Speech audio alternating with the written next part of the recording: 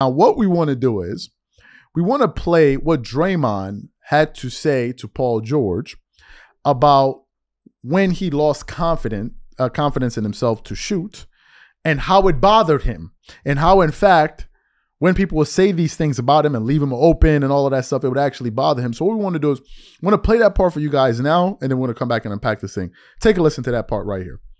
So if I go in there trying to score, then I'm just a lesser version of what they already have. Right.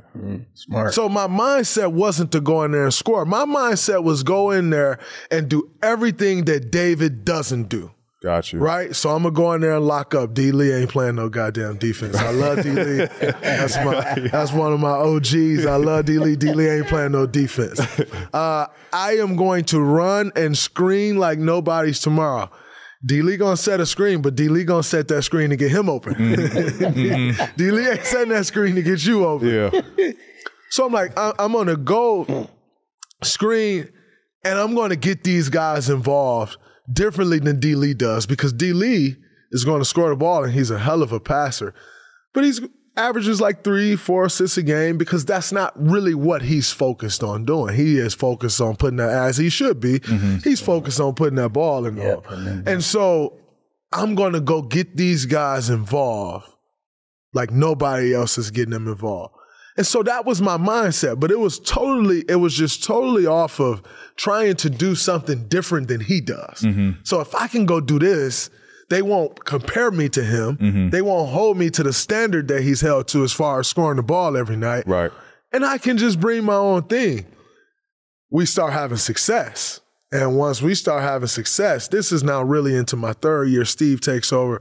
And that's when it really opened that up. And once we start having success, I'm like, all right, I need to do more and more and more of this. And then I start having my own personal success. Right. And it all just blossomed. Now I'll take you to another space though. As that continued to blossom, then we have our success, then KD comes. My individual game as far as scoring and shooting suffered. Because then that became so much of what they wanted me to do. The shooting wasn't a priority at all. It's like, and so then I started being called and viewed as a non-shooter when in fact I shot 37% from three. Like, I remember, shot shit out the ball. Right, like, right. And no one was just helping off of me. Right. But then I started being like spoke to and viewed as a non-shooter just because I was doing so much to get those guys involved. Right.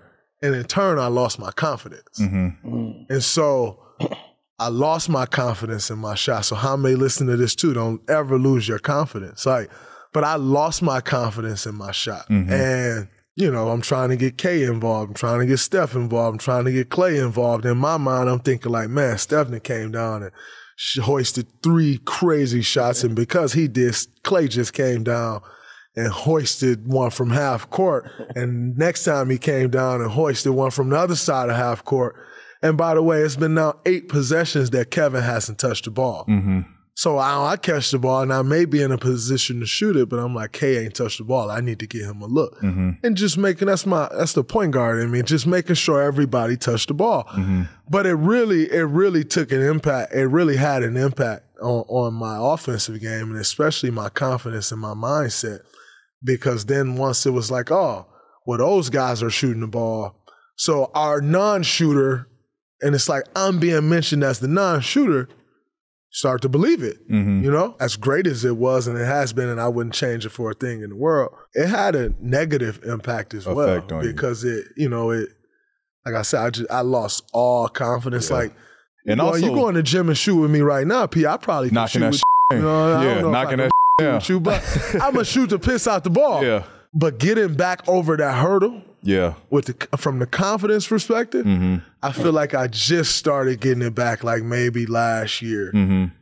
But it's still a process. But what people don't understand either is basketball and shooting is such a feel rhythm thing. Absolutely. If you get 5 shots in a game, like you ain't gonna know if it's your night or not. Like, you know what I mean? Like you don't know if you shooting well tonight or not. Like you could miss 3 threes and be like, damn, like I'm struggling tonight. Nah, bro, you just shot 3 threes. Like, you always tell me it's next hard 3, to you could be money. Points. But it is tough when like you do have pressure of having two of the best with KD there, three of the best 3-point shooters around you. So like it comes a time where it's like, Draymond, swing that. Like you. So that's pressure. It is pressure. 100%. And people do not understand that. So it's crazy. I'm glad you spoke your truth on that, because No doubt. you was a knockdown shooter. And I know like on 2K, I'm hitting the three with Draymond. Like you was a shooter on I love how we bring 2K in this all the time. You got to. You got to. Because 2K a tell. 2K a show. He was a B+.